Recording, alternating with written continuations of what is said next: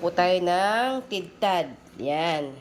Tidtad, may bawang sibuyas, may laurel, paminta, may dinuguan na buo. Yan, nababad ko na siya, nahugasan na ng suka. Yan.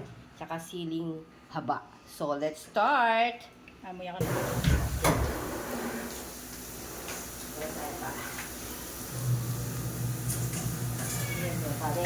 Nag-brown na siya. So, ayan, tignan nyo naman ang amoy. Hindi. Tapos ito na yung sibuyas. Version ko kanya-kanyang version yan. Pagluluto ng tidtad. Or, yung amoy ng, yung aroma ng bawang sibuyas, ang bango. Ilagay na natin yung laurel. At itong Nor cube. Pork cube pala yan.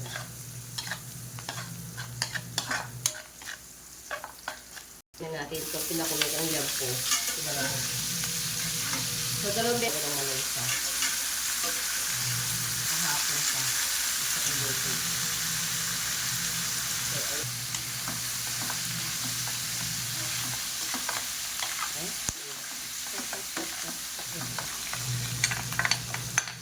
Maraming panda. Hindi masyado katamtama lang kami. Baka sa may mga bata kumakain.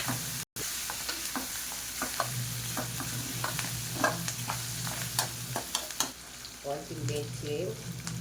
Maya na lang kasi yung pinakulungan ko ng tubig. Sa po, meron siyang kasi baka magkaalat ang ating tubig. Kasi ayan mga kamangki, naluto ko ng konti yung baboy kahit na pinakulungan natin siya. Ilagay natin yung broth cubes. Broth na pinakulungan na.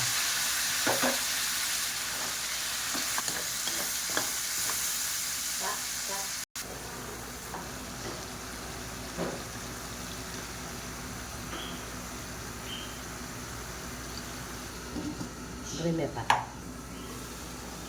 Tignan natin ang dugo.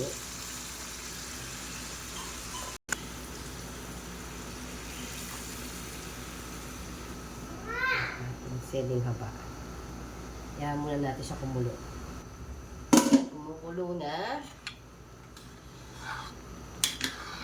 Ang bango. Let's start. Magtitiks na tayo. Tikman natin kung maalat ba siya, maasim, matabang. Tidtad na Kapampangan. Okay.